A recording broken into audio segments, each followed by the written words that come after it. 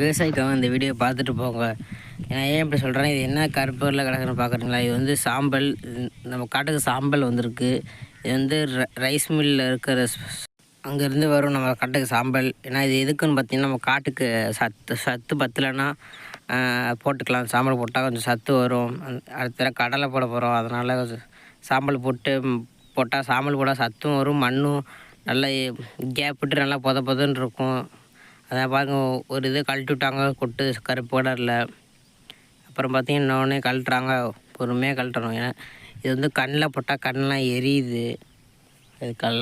இது வந்து எல்லா காட்டுக்கும் கிண்டி விட கூட ஜேசிபிலாம் கிண்டுவோம். இப்போ இருக்கு பாருங்க. இது வந்து இப்போ பொறுமையாக தூக்க போகிறாங்க.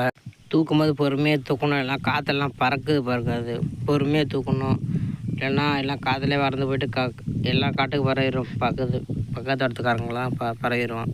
அதுதான் பொறுமையாக தூக்கிட்டு இருக்காங்க. இப்போ அழகாக ஓட்டுது.